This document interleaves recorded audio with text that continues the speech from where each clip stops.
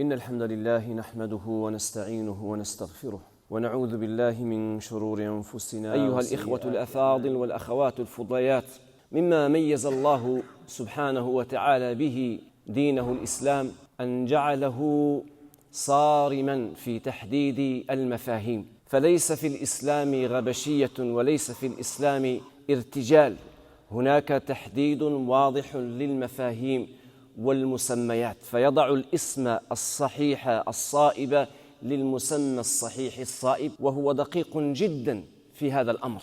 خذوا على سبيل المثال الصلاة مثلا.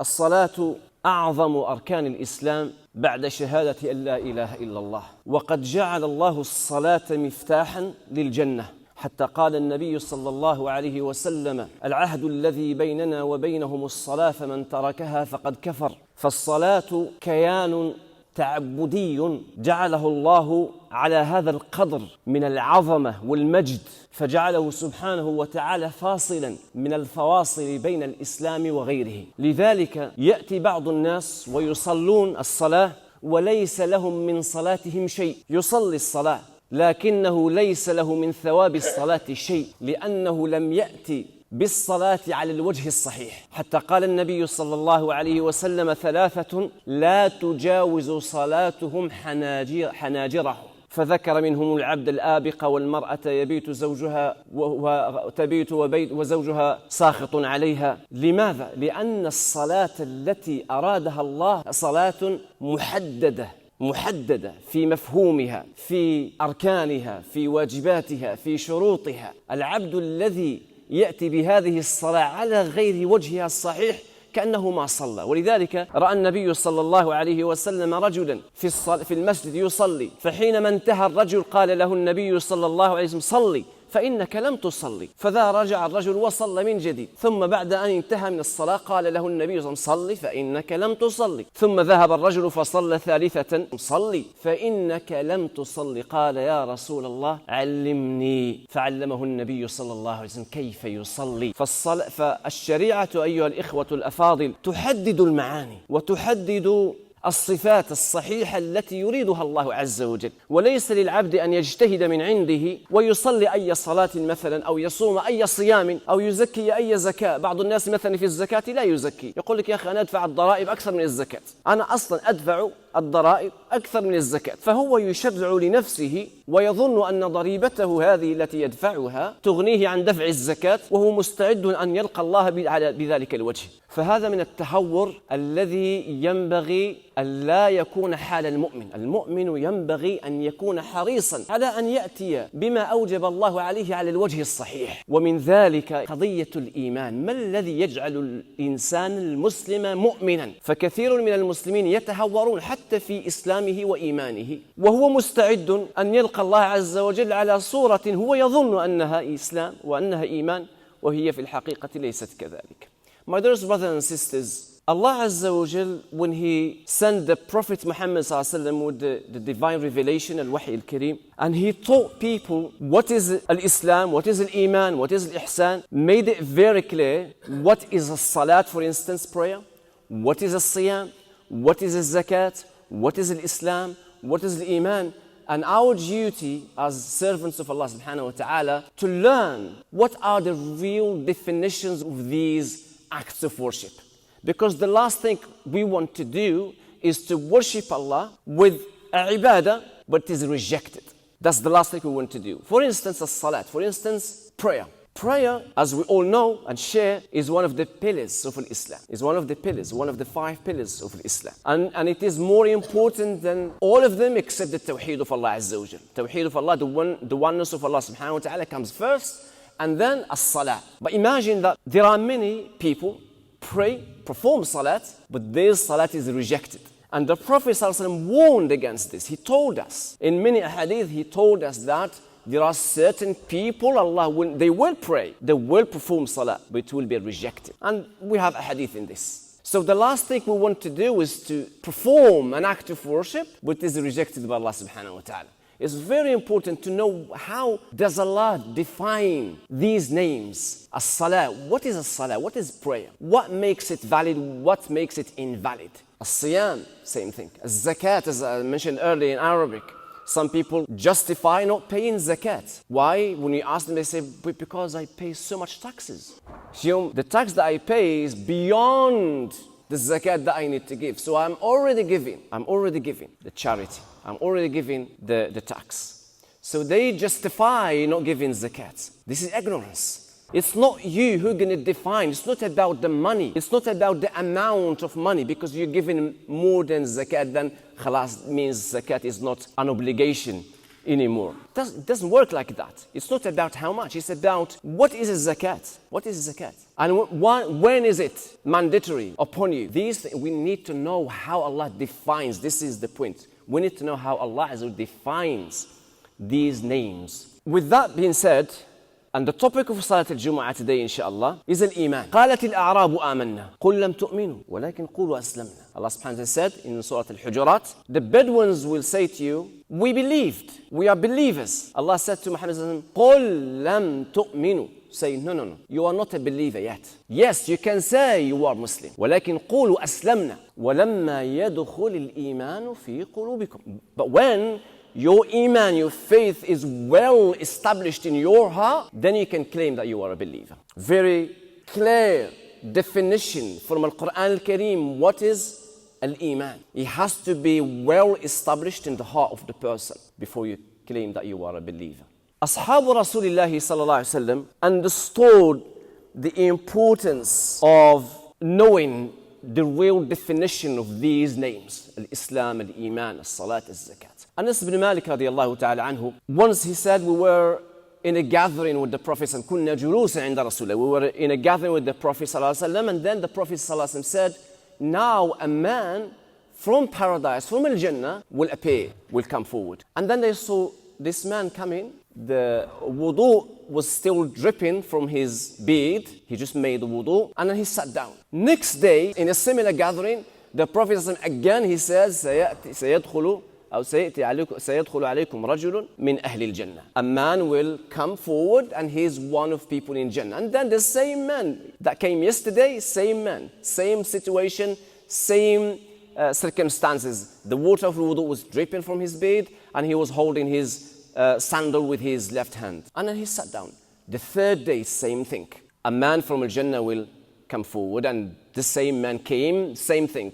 The water of wudu was dripping, and subhanAllah, he was holding his sandal with his left hand. Abdullah ibn Amr ibn al-As, you see, the Sahaba, they pay attention to what makes a person successful. So they know this is a big thing. A person to be from Ahl Jannah, he's with them, living with them, and he's guaranteed Al Jannah. I want to know who this person is and what he does. What does he do? So I can see if I can do the same thing, so I am guaranteed Al Jannah as well. So Abdullah ibn Amr ibn al-As, he said, I took him in privacy and said to him, I have a problem with my dad. Can I stay with you for 3 days if you don't mind? Because I've got an argument with my dad and I don't want to go home. I want to be with you for 3 days. He said, sure, you can. So he said, I stayed for 3 days with that man, whom the Prophet said, he's one of people of paradise. He said, the first night, I didn't see much thing. He didn't even do Qiyam al-Layl. He didn't even do Tahajjud. The man who was guaranteed Al-Jannah, Abdullah ibn Amr ibn al-As, he said he didn't even do Tahajjud. Many Sahaba used to do Tahajjud at the time of Rasulullah. He didn't even do Tahajjud. But one thing I noticed, whenever he turns right or left, because they slept in the same place, كان يذكر ربه. He used to say Allahu Akbar. He used to do some dhikr, and then he goes back to sleep. That's it. No Qiyam al-Layl, no Tahajjud, nothing, until Fajr time comes, and then he would get up and pray Fajr. First day, second day, third day, no Qiyam Layl, no Tahajjud, nothing. Just a random person. But he said, لكنني لم أره يتكلم بسوء. But one thing I noticed, in that person, he never said anything bad. He keeps his tongue controlled. He keeps his mouth shut in the way how we speak today. And then the third day, he said, just before I belittled, just before feeling that what he's doing is very little, before I belittled what he's doing as a worship, as a abid, I said to him, do you know that the Prophet said such and such about you? First day, second day, third day, you are actually one of people in Jannah, but I didn't see you doing anything. Abdullah ibn Amr ibn As, he thought, if this man is guaranteed al-Jannah, definitely he will at least be doing tahajjud, praying at night. He said, but I didn't see you doing much. He said, well, what you saw me doing is what the reality is. That's it. And then he said, just before I left his house, he called me. He said, come, there's one thing I need to add to you. What I said is true. This is what I do. But there is one thing. I have nothing in my chest against any Muslim. Al-ghish, he said, the word of al-ghish means cheating on people. He said, in my heart, and look, he's talking about his heart. Normally when we talk about cheating, we're talking about behavior. But he said, لَيْسَ فِي قَلْبِ غِشٌ لِمُسْلِم. So he's talking about his heart. So cheating has its roots in the heart first, before it becomes an action behavior. And he said to him, وَلَا أَحْسُدُ أَحَدًا عَلَى نِعْمَةٍ أَنْعَمَ اللَّهُ بِهَا عَلَيْهِ. And he said, I never felt envy and jealousy because I see Allah's provision upon any human being. I'm always happy to see Allah's ni'mah upon people. No envy, al-hasad. Then Abdullah ibn Amr ibn As, he said to him, this is the one. This is why you've been guaranteed al-Jannah. This is what we struggle with. And this is what most of people struggle with. It's not Qiyam al-Layl. Qiyam al-Layl can be managed. It's not fasting. And all these are good. But the point is your heart, how you feel towards others, is what made that person guaranteed الجنة. أقول قولي هذا واستغفر الله لي ولكم فيا فوز المستغفرين. الحمد لله رب العالمين والصلاة والسلام على سيد الأنبياء والمرسلين نبينا محمد وعلى آله وصحبه وسلم تسليما كثيرا.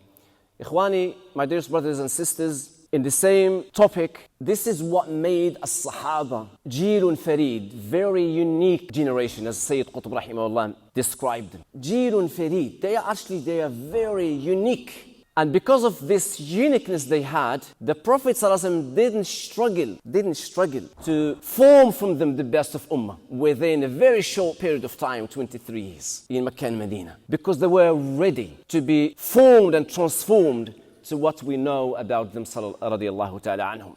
When the Prophet ﷺ made the hijrah from Mecca to Medina, the way how Ahl al-Medina radiyallahu anhum, al-Ansar, accommodated the Muhajirun is something that is beyond most of people's imagination. To the extent that some of them, they would, and don't forget that the Ansar didn't have much. So it's not like they were in luxury, so they are comfortable. But as Allah described them, يُحِبُّونَ مَنْ هَاجَرَ إِلَيْهِمْ. Allah described them in Surah Al-Hashr, they loved the idea that their brothers from Mecca immigrated to them. Who wants immigrants?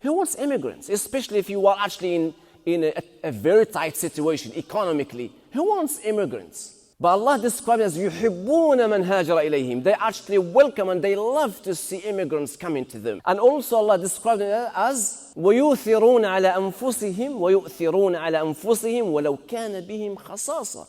To the fact that they prefer people of Medina and Muhajirun, they take from their own kids, they take from their own family, this is Ahl al-Medina, and give to people in Mecca, from Mecca, who actually immigrated to them. How did it happen? Because they managed by the tawfiq of Allah subhanahu wa ta'ala, and through the Prophet ﷺ, and through the divine revelation, al-wahi, to change all al-ghil, the hatred they had before. Remember, they were in fights.